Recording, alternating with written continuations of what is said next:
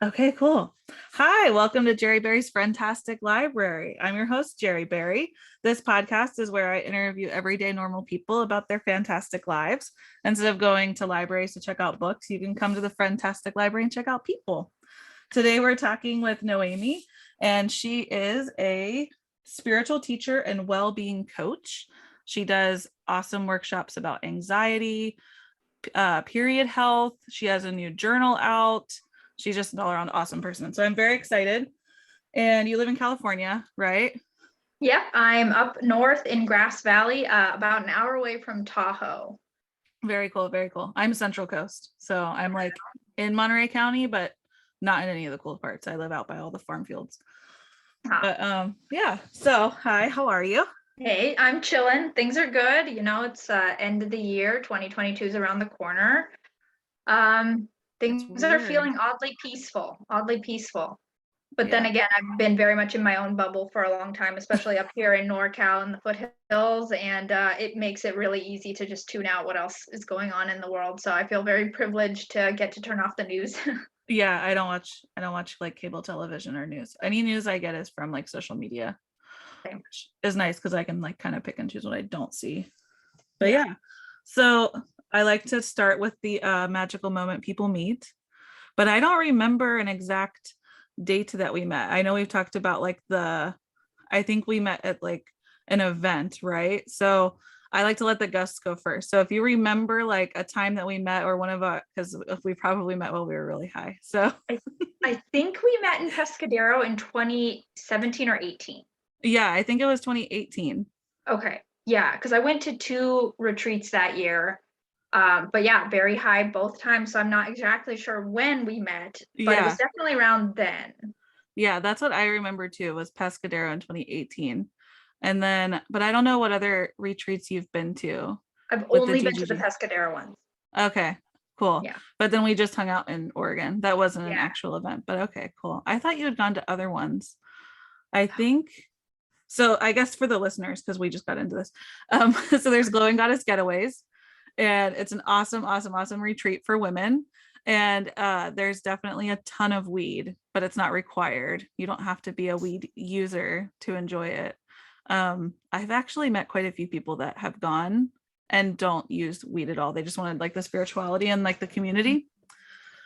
But yeah, I think I've gone to 3 of them, not including our non-official friends camp out in Oregon. But yeah. Same. I've been to 3. Plus there was like a weed prom a few years ago. I went to that too. Oh yeah, like the gala. Yeah, that. Yeah, I never got to go to the gala. That It always was sounded so fun. great.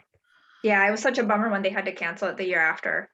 The regulation rules and stuff, they just couldn't make it happen. But I understand, but it was a bummer because it was super fun to get dressed up. Because I never got to go to prom because that's not a thing in my home country. So it was a really cool experience to get all dressed up and fancy and smoke weed with my friends and dance, and it was so great. That's crazy that you didn't have like school dances. I loved high school dances. I didn't love high school, but I loved high school dances. And my work actually has a bougie not Halloween holiday party coming up. And I'm excited to go to it just because I like as adults, we don't get a chance to really get all fancy and like go out.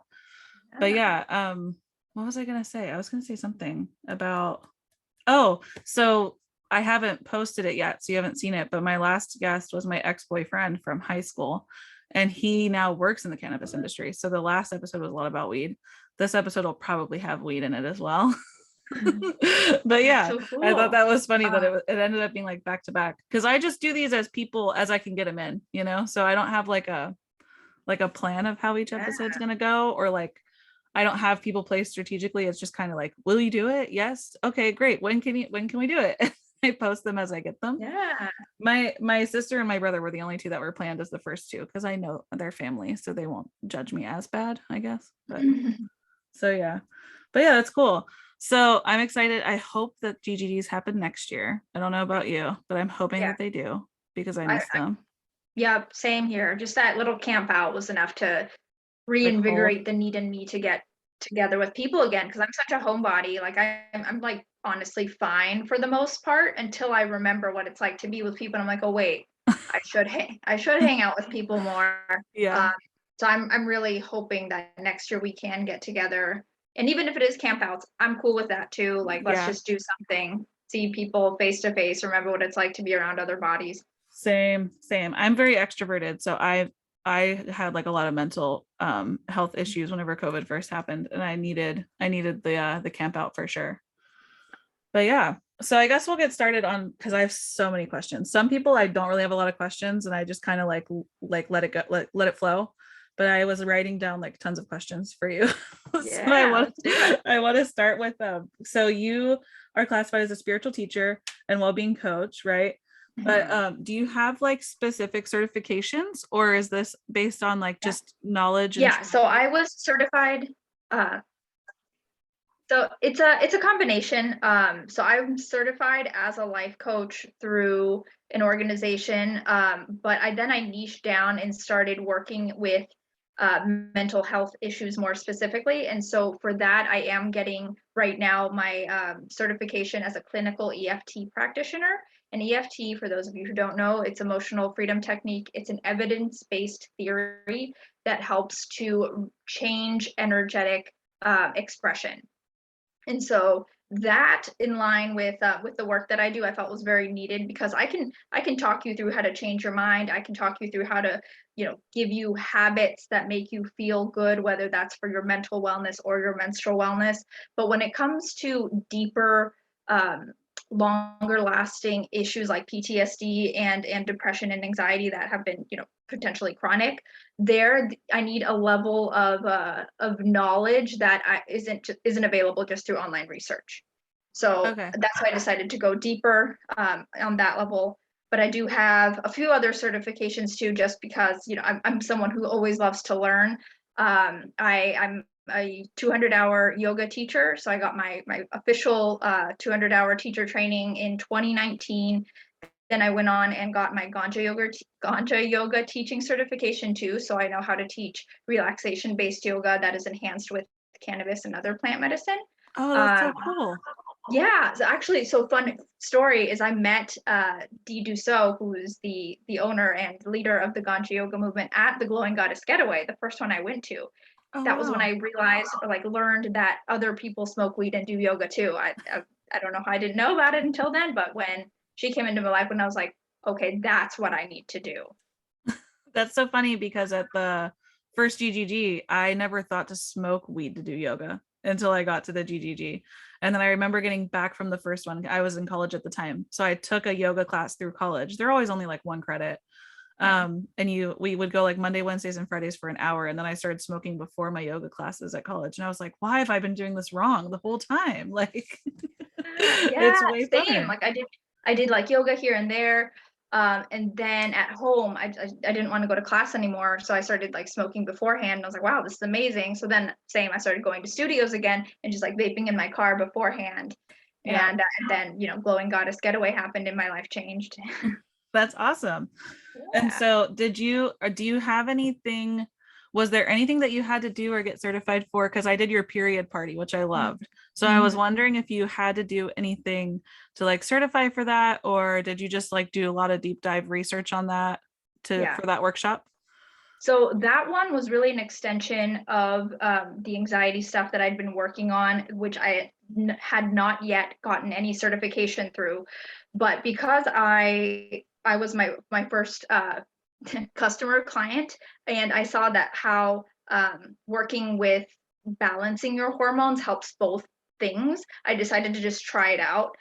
Because with my individual clients, because I've been working one-on-one with people for a little bit now, and I noticed that the things that I was helping them with helped their period almost always, no matter what their PMS symptoms were. When we focused on reducing stress and eating better, then their periods always got better. So I was like, I need to try this on a larger scale.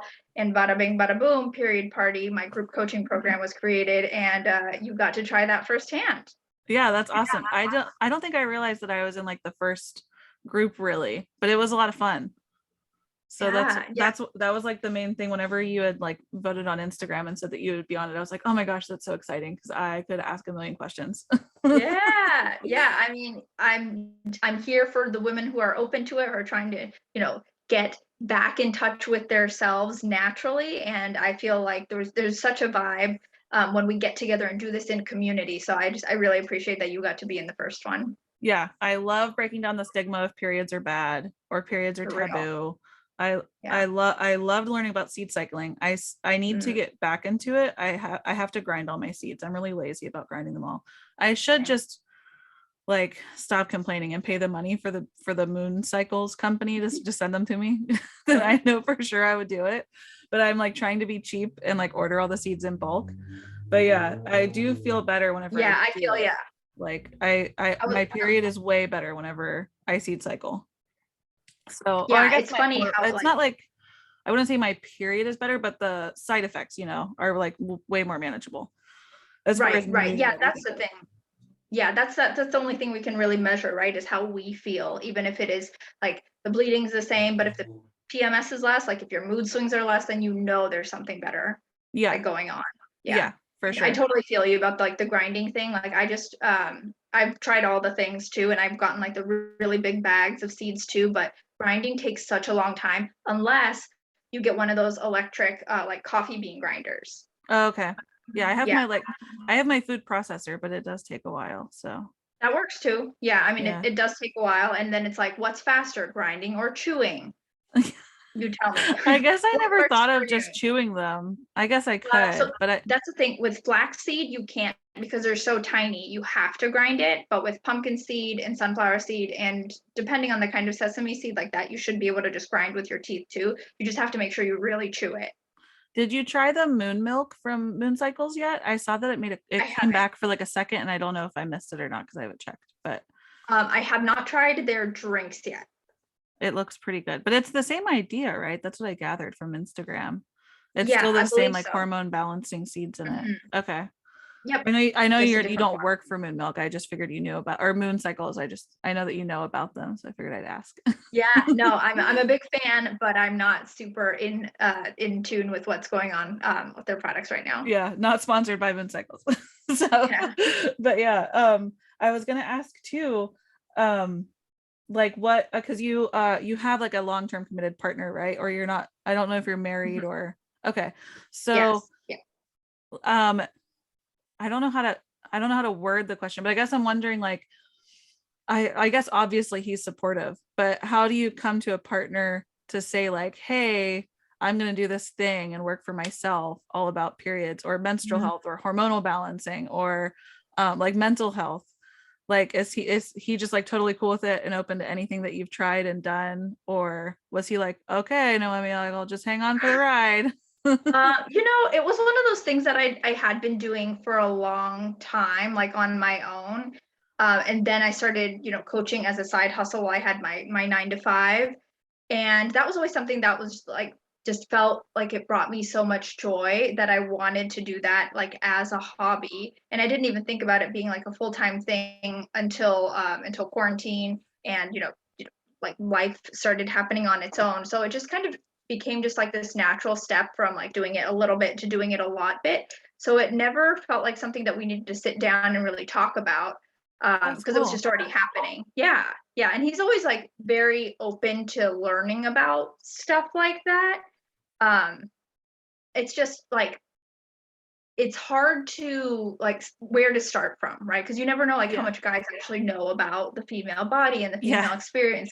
But yeah, but as I was learning about it, because he actually got to be there when I first like really got into seed cycling, that he got to hear about it from me as I was learning about it. So he gets it a lot more because he was there while I was learning it. That's cool. Yeah, I like my husband's super supportive and he's always just like, all right, I'll enjoy the ride, whatever you want to do. So it's like even just like with this podcast, I've been wanting to do it forever, but like I feel silly and like I'm learning through like because he's like the longest relationship I've had. And so since therapy and stuff, I've learned that he's the person that I need to talk to this stuff about. Cause that's what like committed relationships are about, right? Like you love each other no matter what, and you confide in this person, they're your best friend. So then finally one night in bed, I was like, I'm going to tell you something. And I feel really silly. That's literally what I said. And I was like, but I want to start a podcast. And he's like, oh, okay, cool. He like, didn't even care. He was like, whatever, Jerri, it's like your new thing. Like, I don't care. It's like whenever I told him I wanted to knit or crochet, like it didn't even bother him. So, yeah, I was just wondering if your partner had like similar ideals, because I know not Yeah, everybody's fortunate enough to have that kind of support, I guess. totally. So Yeah, no, I mean, I feel like we're very lucky. Sounds like your partner's the same way, very much like loving with an open hand of like being okay with you doing your own thing and knowing that the love is there conditional or unconditionally no matter mhm, what. Um, yeah. yeah, I don't think we've ever had that kind of like tough thing of like, oh, I need to try something and I'm not sure you're going to be okay with it. With the exception of like dirt biking on his end. And honestly, like, I don't really care. I think he should do whatever feels good for him. Just knowing that there are risks involved. And yes, we know people who've died, and if he's okay with that, that's up to him. That's cool. I really like that. I was gonna ask you too, this was like my segue into it, but with other people that you've worked with, have you had to deal with them talking to partners about it?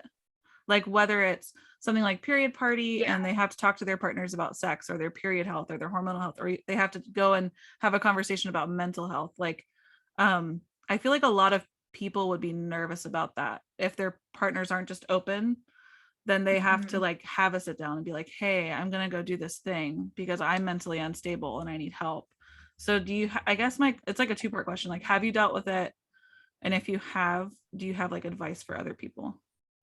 Yes. So I've definitely had some people say that they need to talk to their partners first, and then I never hear back from them. So I don't know what that means for them, whether that they weren't able to have that conversation or that conversation ended poorly. Yeah. Um, but I've also had people who were there because their partner says, hey, I need you to do this, or like, you need this for yourself. So I think my advice is to know your partner's love language and to come from that space when you're trying to share this kind of thing, because this is for you loving yourself, but the other person always needs to hear it in the way that they receive love. I love that you brought that up because I don't think a lot of people know what love languages are. I Yeah, do. love Me and my language. husband took the quiz, but I feel like a lot of other people don't know. Yeah, love languages are legit. Like, there are 5 different love languages, and basically it's the idea of that people receive and give love differently. So for example, you can give love in a different way than you receive it from someone else. And if you're and you so that's why it's important to know what your partner's love language is, so you can give them love in a way that they can receive it. So okay, let me see if I can remember what the 5 love languages are. There's quality time, quantity time, words of affirmation, physical touch, and gifts. Oh, fuck yeah, nailed it. Okay, so Yeah. those are the 5. Yeah. And say, for example, your love language is giving gifts, but your partner's is physical touch. So no matter how many things you give them, they're not going to receive it in the same way that you're intending it. So Yep. that's why it's really important, I think, to be cognizant of that when you're sharing new information, like dealing with mental illness with a partner. Yeah, I love that. It's I I always like to use the example, and my mom listens to this, so I know that she'll enjoy this. But my mom likes to show love by buying you things that you need or want. And before I thought she was trying to buy my love because of like Mm. the relationship that we had whenever I was a kid. And then as I got older, she was like, no, I do it because I love you and that's how I want to show you love. But I didn't realize that was her like language. And that, but Mhm. she does love receiving gifts, but I feel like my mom really enjoys whenever people clean for her. So it is kind of a gift, Mhm. but like not Yeah. monetary gifts. But yeah, like for Yeah. me and my husband, we're both quality time people, but Mhm. I need to receive more words of affirmation than he does. So that's like, once we took the quiz, I feel like we were able to like work out those like non-synchronous things better. Totally. But, Yeah, that's it's such a gift, so right? Like I knowing how to love. Yeah. I'd imagine that if your partner really loves receiving gifts, you could buy them something meaningful and then be like, well, I have you here opening up this gift. I got to go to therapy. There you go. Yeah, here's this gift. I was thinking of you. Can I share this, by the way? That's really cool.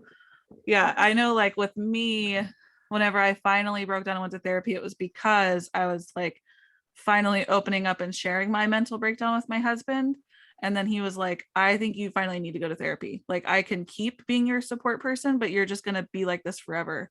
Or Mhm. you can go to therapy and I can still be your support person, but maybe it won't be like this forever. And so then I finally broke down on it, but I like that you brought up some people do, their partners or someone in their life is like, I think you need to do this for yourself. I think it's hard for us to like see what we need really if we're like in it. Yeah, that's the hardest part, is we need to be the ones who get there and like know that we need something, but sometimes we need someone else to kind of show us the forest from the trees. Oh yeah, I like that saying. Yeah, because sometimes we just don't see it, right? Like you said, we're in the thick of it, and we just don't have that like self-awareness yet. And that's a big problem when it comes to mental health issues, is not having self-awareness, like not having that mind-body connection of realizing that what I'm feeling right now is not actually my state of reality. Yeah. And then I feel like even after yourself realizing it, you still don't know how to ask for help, or you still don't realize how bad the problem is until my partner was like, I can keep doing this, but it's not enjoyable. And it's forever is a really long time. It's like one of those things where I'm like, oh, it is that bad. I should be getting help, like for my better well-being and his and my family's, you know? Right. Yeah, absolutely. It can, I mean, yes, talking to someone, your support person, is great. And I feel like it does manage stress, but it doesn't actually create change. And that's why therapy and having the tools to process emotions and change is so important.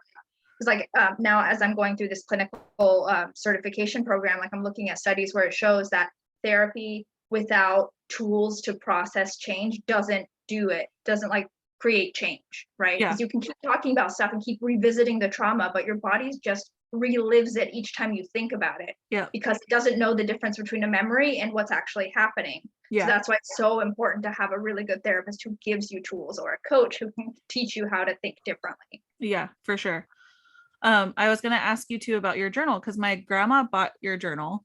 My grandma is starting to look into tools for her mental health as she's getting older. And so I'm like so proud of her for doing that. But I haven't actually looked at her book, because I think it is like a journal style, right? So I didn't want to be like, hey, let me look at your journal, because she already started filling it out. But I wanted to ask if you can kind of explain what it is that you would do with that journal. Is it kind of like pages that are prompted each day? Yes. Yeah. Okay. So it's 6 weeks worth of prompts. Each day it's the same thing, and it guides you through a practice of self-awareness and self-soothing through affirmations, gratitude, and intention setting. And I ask a couple of things that are very specific to the female experience, and some of it might not be super relevant to your grandma right now, but part of it is tuning into your menstrual cycle, because that, as you know, we've talked about, is a real indicator of like how well you are physically, how well you are. And if you know where you're at, it's better, or it's easier to take care of yourself, knowing like, oh, I'm feeling this way, I'm also about to get my period, there might be something going on, maybe I won't pull the trigger on this huge decision right now, or something like that. That, and then I ask a little bit about nutrition too, because that's another really important shift in my work, is choosing to eat for nutrition rather than just as something we do. So I talk, so I ask a little bit about that, like how are you choosing to take care of yourself through self nourishment? So how are you choosing to eat today, and then how are you choosing to experience the end of the day? And this is a practice called scripting. I don't know if you've heard of it, but it's basically looking back as though it were the end of your day, of what you hope to have felt during the day. Oh, okay. So it's like, oh, I'm so grateful that today money showed up for me in a new and surprising way. I'm so grateful that I had this connection. I'm so grateful that I received this email that I've been hoping for, or whatever it is. Just trying to create that energy of what it would feel like to have that perfect day, or whatever that looks like for you, that ideal day from the end of it. That's really cool. I like that idea. So the only reason I didn't buy your journal specifically, I do love supporting friends, but I bullet journal hardcore. Like I can't live without my bullet journal. I have it in front of me, like with our notes about this podcast. So I have bought like dream journals and gratefulness journals before, from websites. And then it got to be like too many journals, because I'm like journaling in my bullet journal, like just like every feeling I have, I just spit on the pages, along with like my schedule for the day, the things I need to get done for the day, everything's in there. And then to have something else that I fill out, I really like but I like to buy them sometimes to give me ideas of how to set up a bullet journal page. You know what I mean? So that's why I was thinking of like taking a sneak peek of my grandma's, like a blank page, just to see if I can like use that in my bullet journal from now on. Yeah, I'll send you a screenshot. I'm happy to do that for you. It's yeah, it's just very simple stuff that you can write down wherever you want, or even just like take a picture of and even just think about. Because this is so the reason I do it in this way is to make it easy in the mornings for you to just do it all at once, like the Mm-hmm. intention setting, gratitude, like tuning in, how am I feeling? And so you can do it while you're like drinking your coffee, having your tea, or whatever it is, just like a 10-15 minute easy practice so that you are setting yourself up for a good, calm day. I love that. I love that so much. I do journal I do a lot of journaling in the mornings. I purposefully get to work like at least 15 minutes early to enjoy tea and journal. And I know that sounds crazy for some working people, but my office is very chill vibes and I like the people I work with, and my house is crazy because I have like mom, boyfriend, grandma, husband, 2 kids, like 3 dogs. So at home it's not very quiet. So I Yeah. actually leave home to get to my desk early to sit and like get my journal ready, write down my thoughts, hopes, and dreams, like get my schedule ready, enjoy my tea. But yeah, I love that. I love that you created a journal to help people do it. Cause I do know that people that don't, it took me a long time to get where I am with bullet journaling. So I think it's really cool that that you have like a pre-made journal to help people get into the habit of it, I guess, is what I love about it. Yeah, I mean, I used to have a really crappy morning habit too. Like, I totally get the wanting to show up 15 minutes early so you can just take that time for yourself, especially like if you have a busy house. And yeah, like that's why I made this journal to just make it easy for you. So you don't have to think about like, oh, what do I do now? Like, what do I think about? Like, what do I listen to? Like, no, just like make it easy for yourself. Do this for 6 weeks. And then after that, maybe try something else, maybe keep going with it, whatever works. But by then you have like at least a time that you sit down and just focus on you every morning. Yeah. Was there like a big reason or scientific reason behind 6 weeks, or did you just think that was a good window? It was, I think 6 weeks is always the point by which I noticed change in my clients. Oh, very cool. Like 6 weeks was the latest, and that was when someone like, for example, just didn't get the rhythm down until then. It's usually a lot shorter, but 6 weeks feels like a guarantee that you have that, that the feeling of wanting to do it every day. Yeah. Okay, cool. Because I like all the quick 30-day challenges, but I do think that for some of them, 30 days isn't long enough to make them stick, you know? Yeah, that's how it is with like period stuff too. Because like for some people, it can stick in just a few weeks. The like adding the seed cycling, like changing stuff around. But for some people, if like your cycle is irregular or whatever, it takes a longer period of time, and we got to honor that. Yeah, that's really cool. So I wanted to ask you about if you've seen the show Sex, Love, and Goop with Gwyneth Paltrow I've since you do the seen period stuff. I've seen Goop, but I didn't know that there was a newer one. Is this It might my be the first same. time? We might be talking about the same show, but it's on Netflix and it follows like the first season just follows a couple of couples. There's like 6 of them maybe. And then like finding their relationships again and finding their sexual identities and stuff. No, I have not seen that, but I want to watch it. It's a super cool show. So I am a huge podcast listener. That was part of the reason why I wanted to do my own podcast. And I listened to Dax Shepard's podcast a lot, and he had Gwyneth Paltrow on there and she talked about the show. But I do love it. It's not really like period health, but I know from your period party and just talking about hormonal health in general, sex is a huge thing, like huge for hormones. I don't think it matters what gender you are. I think hormones are like a huge role for sex. So it's a really cool show where they each get paired with like different relationship or sex therapy workers to like just it's really good. It's like people find sexual identities they didn't know they had, or people Ooh. learn how to have sex in ways they didn't know they could. Some of them are like they're not even attracted to each other anymore because they've just been so focused on like family life that they don't feel Yeah. sexual attraction anymore, but they don't want to give up. But it's a really cool Mhm. show, and I was just wondering if you'd seen that since you do other stuff. No, that sounds really interesting though. I do want to watch that. Yeah. It's definitely not kid friendly, just for all listeners to know. Well, I guess it depends on your parenting style. I'm not going to judge, but Right. it's all about sex. There is nudity. They are like having sex on screen in like a formal way. It's not like late night Skinamax, but Mhm. yeah, so just for listeners to know, if you're weird about your kids seeing sexual things, it's not kid friendly. Okay. Well, I definitely want to check that out because I'm super into like getting or learning more about how other people have sex and just getting into like the sacred sexuality part of it too. I actually just signed up for Ashley Manta, the Canisexuals Activate Your Cosmic Pussy workshop. I've thought So about signing up for it, but I'm kind of nervous. I think if you're nervous, that means that you should do it. I know that's that's what somebody else told me too. I want to, but when does her next workshop start? That's a good It question. starts in January. The last day to sign up, I think, is the 20th of December. Okay, maybe I'll still join it then because I have time to think about it. Yeah, she just mentioned she's giving out a bunch of like really cool goodies. So She has good products, so she does. She's legit. Yeah. okay. Well, yeah, shout out to Ashley Manta. Yeah. I was gonna talk about it too because I'm just stuck on the period thing because it like the workshop literally blew my mind. I felt like I knew a lot already, but it still blew my mind to like sit there and talk to other people and then learn stuff from you. And so the one fact that totally blew my mind was that you only have one wet week per month as a woman, right? That's kind of like the idea. And like that sounded crazy to me.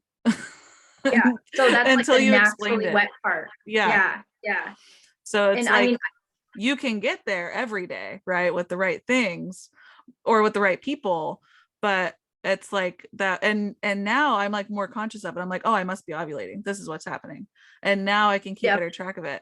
And then the whole thing with like period sex doing damage, I would have never known, dude. Not at all.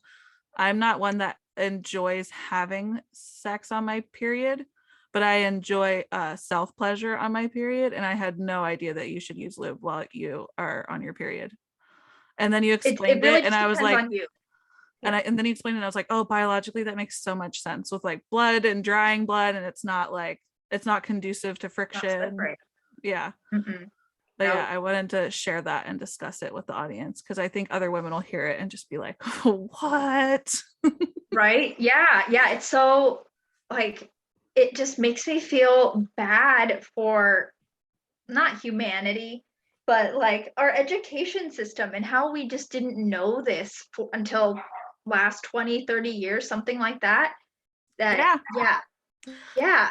And it's not that there's anything wrong with us, it's just that our bodies at that point are just not prioritizing fertility or making babies. That's the only reason. And I know Yeah. there's so much guilt and shame around just, oh, like not being wet or like feeling pain. It's like, no, that's not what your body is intending here. Yeah.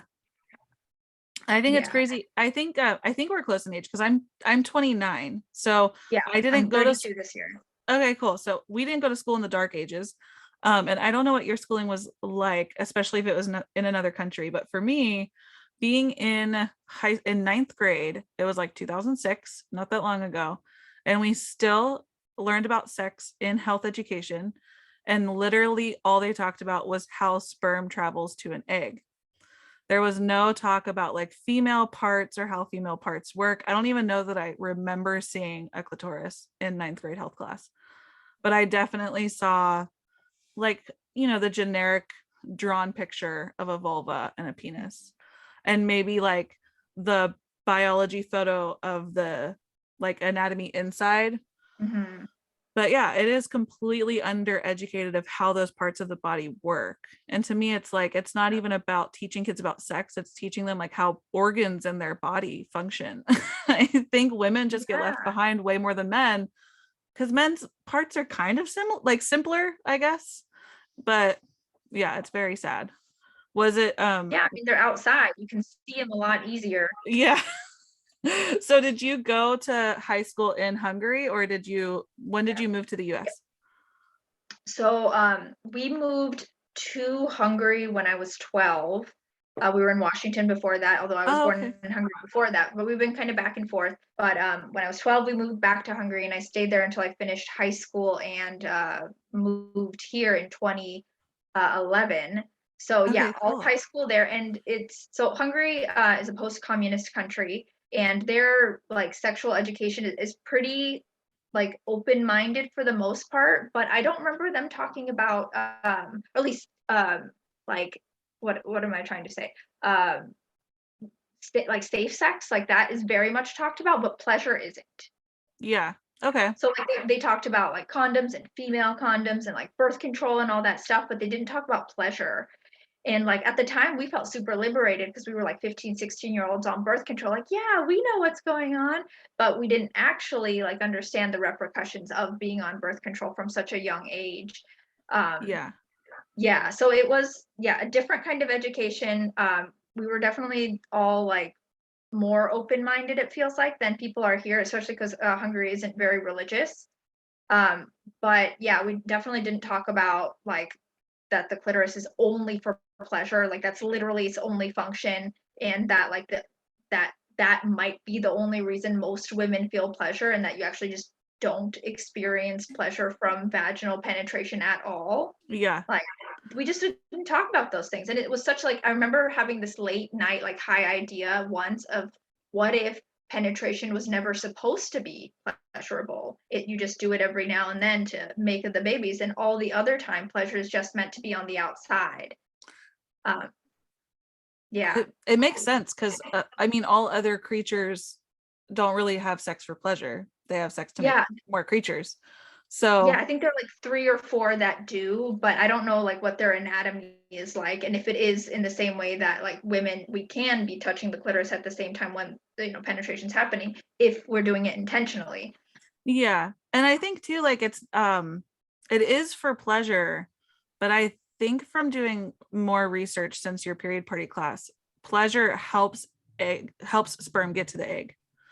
So that like that Open you wetness up. has a purpose, and it opens everything up and just gives them a nice slip and slide to get up there from what I read. Exactly. That's Yeah. exactly what I was gonna say. A slip and slide. Yep. Yeah. So that's why it's like not fun for anyone involved if you're not like enjoying it at all. Yeah. But yeah. For real. That's really cool though that Hungary was like more open about it. Yeah, and I love that you said that Hungary wasn't that religious, because the US is not supposed to be religious, but it seems to influence a lot that goes on. And yeah, I remember an interview with Ed Sheeran about that because he's from England or London or what have you, whatever he identifies himself from. And he was saying the same thing. He was like, yeah, we're all about God saving the queen, but like we don't tell our teenagers never to have sex or not educate them about sex just because we believe in God. And like I love that he said that. He was like, the US just lets it identify them so much, and they put so much pressure on these kids that just want to touch things like and feel pleasure. Dude, and like that's what they're supposed to do. You're supposed to be able to like explore yourself. And yeah, I feel like my dad was very, I don't know how to say this. My dad was like a very cool dad, and he could be progressive, but at the same time he was not comfortable raising girls. So luckily I had my stepmom. I remember my stepmom, like once the school did the period talk in like 5th grade, my stepmom told us like all the things. She was like, here's all the words for all the things. Here's how all the things work. And here's how guys will try to get you in bed with them, or like here's what people will say to try to get you to feel bad and have sex with them and stuff like that, right? And so she was very progressive, and I remember asking for birth control in high school, and my dad was like la la la la la, but my stepmom was like, no, this is good, this means she's not going to get pregnant. So like, but at the same, I know birth control is really bad, but at the same time I was really thankful that my parents were okay with it. And well, my stepmom, at least, I think my dad was okay with it after a while, but I'm glad that they were, I had people that were okay with me talking about it and going to them, just so I didn't have kids before I was ready. Even though I still sit on like a soapbox that men should be taking birth control, but Absolutely. No, I 100% agree with you. They're fertile every single day. Yeah. They should do something about it. Yeah. So I could talk about that like literally for days, but I might lose like, half my listeners if I go on a soapbox about feminism and men needing to take birth control. So you could do an episode just about that, so people know what they're getting into. That's I would true. listen to that episode. It could just be titled like "Men, please don't listen to this," or "Please listen to it, but you might not like it." Yeah. Jerry's soapbox. Men optional. Men optional. I like that. So did you enjoy Hungary more than the US? I know that's kind of a weird question because you live here, but Yeah. Hungary was just so different. Like, I lived in a very small town, like 200,000-ish people, and like public transit was just so readily available that you never needed to drive. Like, we could just go wherever we wanted all the time. So when we first moved there from 12 on, like, we were just roaming the city on our own all the time. And we just had like such a level of responsibility. Well, not responsibility, but like freedom that I think people in the US don't have because they need cars to get around, they need jobs to buy stuff. And there you just didn't really need it because everything was pretty cheap. Like, you didn't need a lot to get around. Um, that's cool. yeah. But it was also really liberating to get to like go out and start drinking a lot earlier and then realize is like it by 18 there? 15. Yeah, so there it's technically 18, but no one gave a fuck. Like, we were out at bars when like I was 13, just like going, out on the weekends, pretending we were sleeping at friends or just sleeping at a friend's whose parents didn't really care that much, and we'd be out all night because bars don't close till 4. Oh my gosh, that's amazing. Yeah, So it was I have two quick questions. Is cannabis legal in Hungary? nope. Okay. And then oh crap, I forget my next one already. Oh, so just for geographically challenged people, is Hungary in Europe, correct? Is it like a Yeah, so European Hungary country? is Okay. it's like Central Europe, but farthest east, that's still modern. Okay. Yeah, although like I don't know if that still stands today because things have changed since I last lived there. But Yeah, it's like they have Starbucks, but like only one Victoria's Secret. that's funny. Yeah, but So internet everywhere. so you said post-communist country. What does that mean exactly? So that means that they got everything a lot later. So like after 89, when the wall fell down, that's when like things started being readily available, like, Western TV, MTV, Hollywood videos, Oh, cars, crazy. etc., Okay. things like that. And I guess how it shows up today is that it looks really old. Like, Hungary's a very, very old country. It's well over 1,000 years old. And like the high school that I went to was built in 18, I want to say 76. Um, and it feels that old. Like, there's just a lot of traditions in place, like a lot of customs, like you dress a certain way, and there isn't a lot of like a a possibility for growth. Like, you'll never be able to experience the kind of freedom that you can here in America. Like, 2-day shipping is not a thing, Oh, there. okay. But it is a lot like more, I guess, simple in that regard. Yeah. But mainly if you're like a white heterosexual or heteronormative person, because they are still very conservative, even though it wasn't a religious country because of communism for the longest Yeah. time. Now it very much is. Okay. Yeah, so they started like doing a lot of very anti-immigration stuff around the time the Syrian refugee situation was happening, and they really shut things down. They were like, nope, like we're not taking anyone in. No, no pride, no Wow. like any kind of equal rights stuff like that. Like, they just shut it down. Crazy. Yeah, and that's a reason why we left, my little Oh, okay. sister and I. Yeah, because like we're like, well, fuck this. Like, we're not gonna be somewhere where it's illegal to Yeah. be a human. Yeah. Yeah. Yeah. Agreed. That's what I was leading into was like, one, are your parents Hungarian? And two, do you think that being from another country like made you the person you are with all of this like holistic, Mhm. awesome stuff that you do?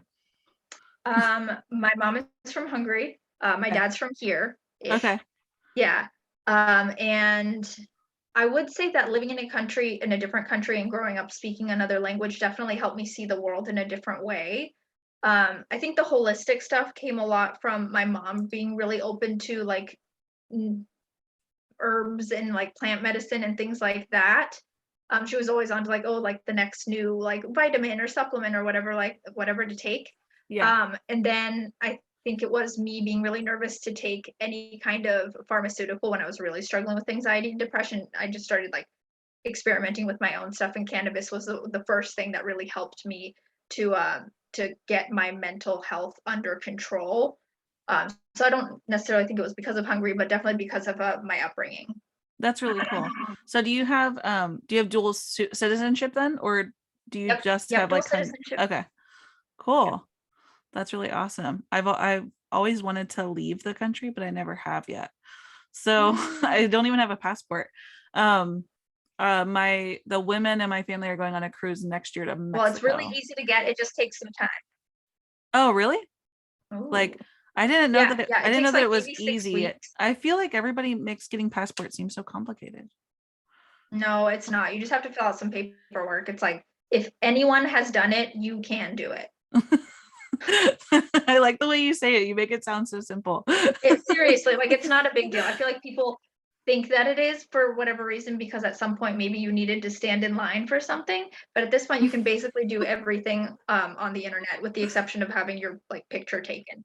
That's funny. Yeah, I need to go Yeah. do it. But um yeah, I don't have you been to any other countries besides Hungary? Because I know in Europe they're like tiny. So it's Mm. almost like going to different states. Have you been to other countries? Yeah, That's yeah, awesome. like Romania was 45 minutes from where I grew up. So we would go there, Hmm. go shopping every now and then because Romania is a little bit well, they have some like more Western things. Like they had a Victoria's Secret before we did. So we would go shopping every now and then. But yeah, I've been all over the place. I spent some time in Hong Kong, a little bit in Bangkok for work a few years ago. Definitely been to Germany, Spain, That's so cool. France, because was it Euro World? No, Disney World. That's what it's called. Disney World is there. We went there when I was a kid. I've been to Mexico and Costa Rica. Yeah. That's Yeah, and crazy. like a couple of some other smaller countries, right, like right next to Hungary, like Austria and Slovakia and Croatia. That's awesome. Has your partner been with you to any of those places or no? He came with me to Hungary the summer before quarantine. Oh, okay. Okay, Yeah. cool. Yeah, that was really cool. That was the first time I took a partner with me back home, and it was when you first met my mom, so that was very special. Aw.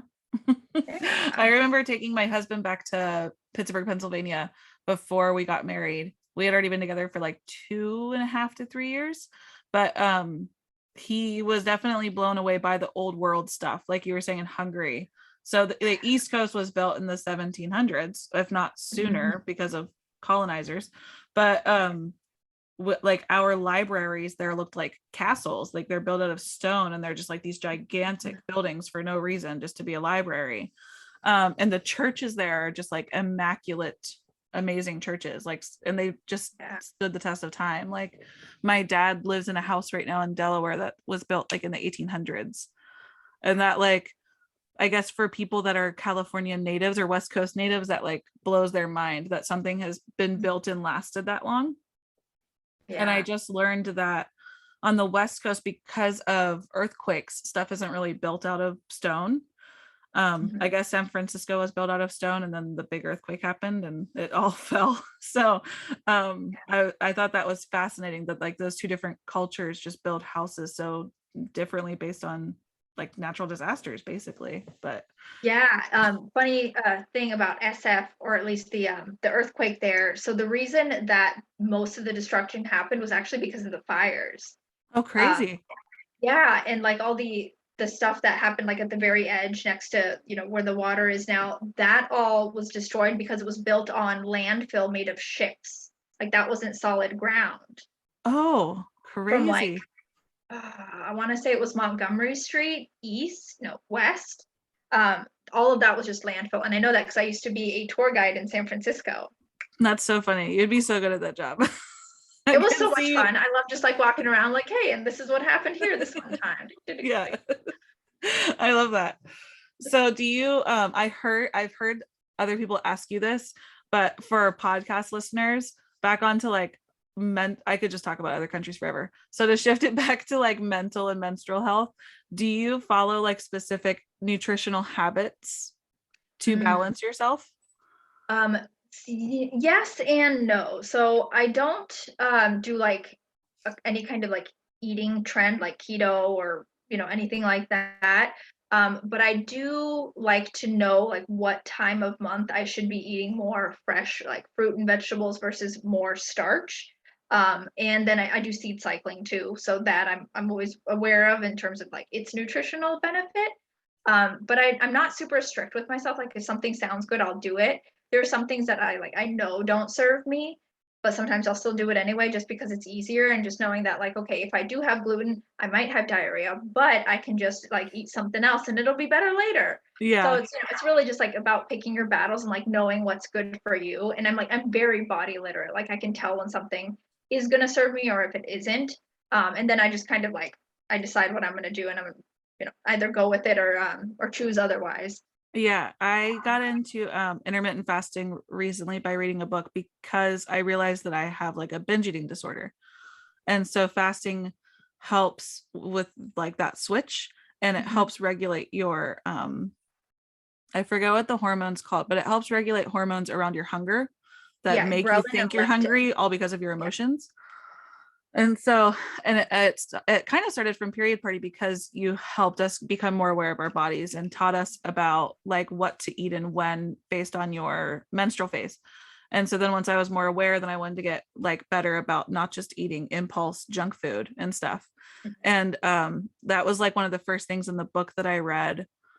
And it talked about making lists. It was like eat whatever you want during your eating windows, but start recognizing how you feel afterwards and make a list that's like, and there was 3 lists, like please don't do this to me anymore, my body can't take it. Mhm. The other list was like, is it worth it, like you were saying, like I can eat gluten this time because it's a birthday or what, or it's easy right now, Yeah, yeah, but I'm yeah, going to pay for it later and then I'll have to get through it. And then this stuff that's like makes me feel really good. So I like that you said that you kind of do that mentally, I would assume, and just be like, yeah, yeah, yeah, okay. But yeah. It's not worth it, like being completely like, no, I'm not going to do this, because like yeah, sometimes it is the emotional part of it, and our bodies are very resilient as long as we make sure we give it the other nutritional needs yeah. to bounce back. Can you go into more detail about nutrition around the menstrual phases? Yeah, so when it comes to eating for your menstrual phase, it's all about making sure that you have a couple or a few things that help to reduce stress, like selenium and zinc and lignans that are in pumpkin seed, especially, and those help to make those help to make sure that your estrogen is being bound appropriately and you don't have too much, because that's what can really lead to feeling a lot of fatigue if you have extra estrogen. And that's what seed cycling helps with, is making sure that you have enough zinc, selenium, and lignans so that you are binding estrogen appropriately, and so then you don't have PMS and mood swings. That's cool. So how do you switch through like starches and other stuff then throughout the rest of the month? Yeah, so I basically, what I do is in the follicular phase, I give myself like a sweet potato or so like something like that, like a little bit more starchy. And then I go into having like a fresh salad every day while I'm, not needing as many calories. Yeah. Yeah. And then when I'm about to, or when I'm bleeding and about to bleed, I always make sure I have a quarter of an avocado. Although honestly, most days I'll have a quarter number of an avocado, but those are the days when like I know I need that, like those nice good oils for my period. And then I always also like to make sure that I'm not having too much sugar around that time of month. That's usually something that I'm pretty like cognizant of anyway, because I know like sugar doesn't make me feel good. I've been Yep. really, really into electrolytes recently, so I've been doing like a lot of those electrolyte packets, Yeah. and just like trying to not buy anything that has any added cane sugar in it. Yeah. That intermittent fasting helped me be more conscious of sugar and how it affects me as well. And I know like they talked about how to like wean you off of sugary coffees in the Mm, book. And then I realized that once I switched to just like a little bit of half and half in my coffee instead of, like this much vanilla creamer in my coffee, I didn't have mm, such a severe reaction or crash. And I'm like, oh my gosh, I don't think it's caffeine as much as it was sugar spikes in the yeah. creamer I was using, or like in the Starbucks lattes. Like I'll still get Starbucks because I love holiday flavored lattes, but I only enjoy them like one day a week now instead of every single day, and then having this huge crash and then getting more coffee with sugary stuff in it and like all the Right. soda. I've pretty much cut out soda. I'll enjoy it every once in a while, but yeah, I've noticed how badly sugar was affecting me, and I don't think I realized it until I started the fasting. Yeah, I feel like most people don't, just because it's part of the way that It's we live, everywhere. right? And Yeah. that's, it's part of becoming more self-aware, more body literate, just noticing like how things make you feel. And still though, giving yourself permission to have drinks every now and then, just make it a treat. Yeah. Remember, Sarah Silverman had this, or she had an autobiography a few years back. I don't know if you read it. No, I didn't. I know of it, but I haven't read it. It was really, really good. And she talked about just making things a treat. Yeah. Like if you're experiencing something, like for her, it was cannabis. Like I'll do cannabis all day. Like I don't care. Yeah. But for her, to like, she would make it a treat, and that made it special, you know? Yeah. So I think like that's how it is with like having a sugary treat or having like some potato chips or, you know, a burger, whatever it is, like make it a treat and don't guilt yourself after.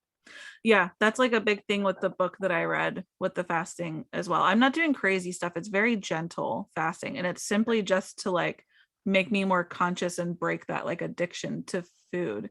And my husband's doing it with me because he has the same problem, and we would just feed off each other because it was like, oh, I've had a bad day and I'm gonna go to McDonald's. Do you want McDonald's? And then the other person's like, well, yeah, I'm not gonna watch you eat McDonald's.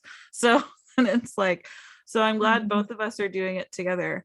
But I do stuff that's a treat now. Like we always do Sunday morning breakfast. I usually get a Starbucks on Sundays with Sunday morning breakfast. I started doing stuff on my lunch breaks at work as treats. So that's why I started getting my nails done, because it was just like something that I could do during my lunch break as like me time for just reaching whatever goals I have at the time. But yeah, I love that idea of making stuff a treat. Yeah. Before, because I know I'm getting close to the time being the ending, but I wanted to ask you, so on my other episodes, I always post on Instagram that I'm interviewing people, and then I ask social media people for questions. So I have 3 questions for, if you don't mind me asking them, and they can be fast or detailed or whatever you want them to be. So I thought this one was really funny, since this person was like totally okay with asking this on Facebook. But basically her question was, what's up with my inner raging bitch becoming more fierce over the years? And like, I won't name drop this person, but I know that she's like approaching 40. So I think that's what she means, like as she over the years. So that it's becoming more, do you think she means like more powerful or like worse? I don't know. I mean, raging bitch becoming more fierce. Maybe the rage, maybe like, the rage is Sasha becoming Fierce? more fierce. Like Sasha Fierce, like awesome? Or are we talking about like? No, I think she means mean. I would Mean? assume she means mean fierce. Yeah. Well, it's probably then, to be honest, that she has some inner monologue stuff she needs to deal with. Yeah. Like your inner monologue is the voice or whatever you heard as a kid up until you were about 7 years old. Like that's what created your inner monologue. And so if it's anything less than joyful, then it's something that's worth addressing. Yeah, that was like the first thing covered in therapy. It blew my mind once I realized the person I was hearing in my head. Yeah, right. Right. I'm not going to name that person because they'll probably listen to this. But yeah, that's I'm glad that you said that, because I kind of forgot that was like day 1 of therapy. Yeah, inner child stuff, man. It's real. And the sad thing too about that is, like, I don't think that any of those people, maybe sometimes they do, but I feel like as people, we don't realize what we say has an effect on other people. Mm-hmm. So I don't think the voice in my head did it intently, but that's what stuck with me, and then it just did all the damage in there. But yeah, like we're always doing the best we can with what we can, and until now, like, people haven't been consciously raising others. So yeah, it's like it's not their fault at all. They were just doing the best they could, but it is our ability now to fix it. Yeah. Oh, I was going to ask you too, just a random quick question that's not from Instagram. Do you think or do you know maybe that men have hormonal cycles, and should they be balancing them? Like, should somebody be looking into this? You know, when it comes to reproductive hormones, I don't think so. I think making sure that like your testosterone is expressing and that you are taking care of yourself regularly is important. But I don't know how that works with other hormones other than just like stress. So like your cortisol and your DHA, which is, responsible for healing. So making sure that you're resting as much as you're working, I think that would be important. But I don't know if there's any other hormone stuff specifically for dudes. Okay. Yeah, I thought of that while we were talking, and I just wanted to ask it before we ended. Okay. So then the other 2 questions I have deal with the moon. I'm assuming since other people know or assume that you're holistic, that's why they came up. But one of the questions was what's up with periods and the moon. So I'm assuming they're just asking like does the moon affect it, or do periods really sync with the moon, the whole bit? I think the more in tune you are with nature, the more likely it is that it could tune into the moon. But the thing is like it's always been kind of, I guess, like folklore that when you're cycling with the full moon, so when you get your period on the full moon, that is a sign that you are someone who is taking care of themselves, who's more of a into the self-love expression as a human. And if you're getting your period when it's a new moon, then you're more of a creator and one who is practicing fertility and going out to make babies. Because the idea is that when you're ovulating and it's dark out, it's more likely that you're going to go and get frisky. So 2 weeks before, right? Okay. But if it's the other way, or that it's light out, then you're probably going to be hiding your shame. Okay. Very interesting. I Yeah. love that. I know we talked about that during your period party too, but I love hearing about stuff like that. And then with the moon, so people always have the cliche saying of like, oh, it's a full moon out, all the crazies are out. So as like a a life coach, do you see any patterns with full moons and like mental health? Yep. The ERs are always full on the full moon. Yeah, I know that every time I've got into labor, it's been pretty close to a full moon, and the labor nurses are like, every full moon it gets packed up in here.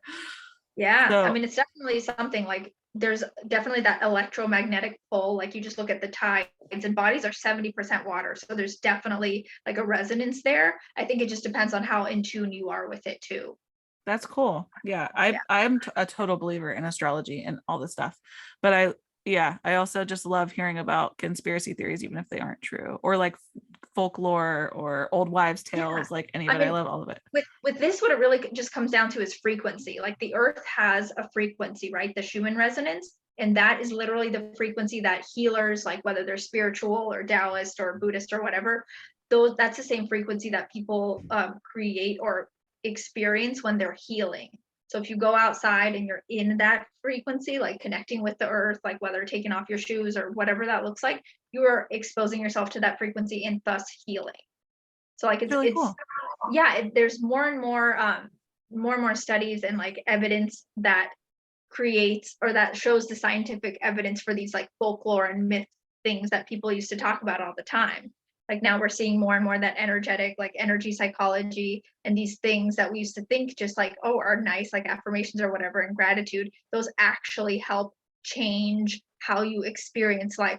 Whether that's like through lowering your cortisol levels or making it so that you are less responsive to triggers in the past. Like there are ways to physically heal yourself through these connection with nature and energy is what I'm trying to say. Yeah, I love all of it. I definitely love being in nature.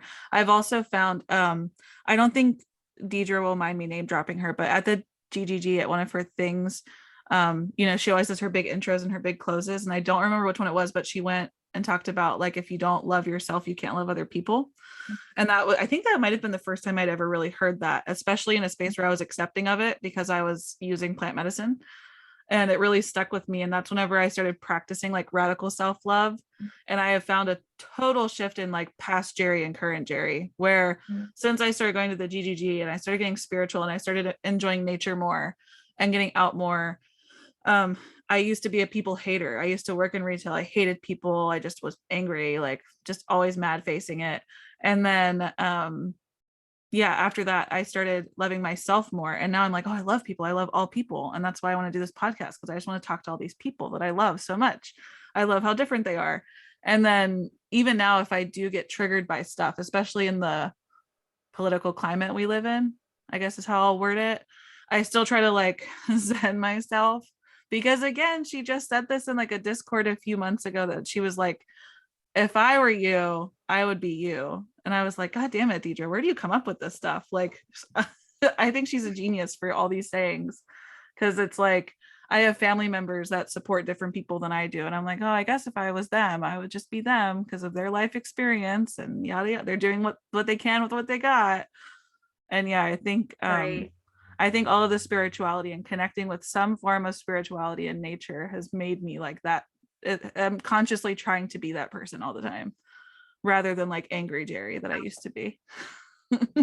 Absolutely. I feel like that's the big thing with like, mental illness is we end up like secluded and inside under these fluorescent lights all day, and we don't remember that we are nature. We are Yeah. cyclical beings, especially as women with our hormone cycles that can be tied to the moon. Like we have seasons ourselves, and it's so empowering to feel that reconnection by just going outside and remembering that, yes, like this is a part of me. I am an extension of this. And I think this is why the idea of you can't, love others unless you love yourself really just comes back to oneness of seeing ourselves in each other, seeing that, reflection of you in your sister's eyes, and seeing like, Yeah. oh, she's me, she has the same fears as I do, and we are one. And that's why I can't love you unless I'm loving me too, because we're one. Yeah. I love all of it. I could talk to you for hours, but I don't want to keep you. So I just wanted to give you space to like, if you wanted to talk about any like websites or your Instagram, or where to follow you, or where to buy your book, or any of that stuff, since you have like all your Yeah, own. thank you so much. Yeah. So super simple, noemisparks.com. That's my website. I'm on Instagram. I am Noemi Sparks. That's my handle.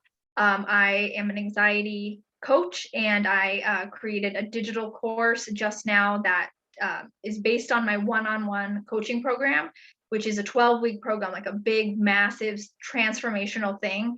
And if you're not quite there yet, I totally get it, because that's a big ass commitment.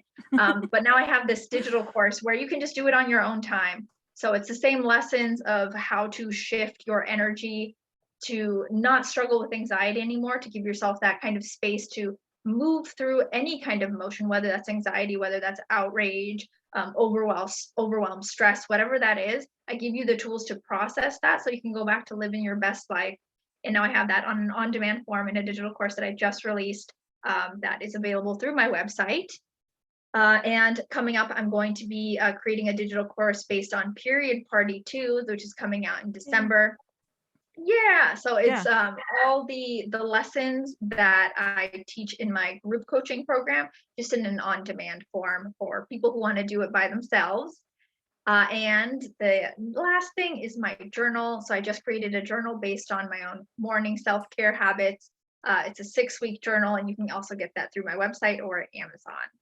Ooh, I I love have that some it's on other things too, Amazon. but That's yeah, awesome. it's on Amazon because, to be honest, Amazon keeps it simple for small business owners like myself. I would love to work with a local publisher at some point, but right now Amazon is what is feasible and is making it simple for girls like me to get our work out there. That's awesome. Thank you so much, Noemi, for being on. I really appreciate it, and I love talking to Yeah, you. thank you so much, Jerri. This was so much fun. I'll stop the recording, but you don't have to hang up immediately, just so you know. Okay. Okay. All right. Cool. Bye. Bye.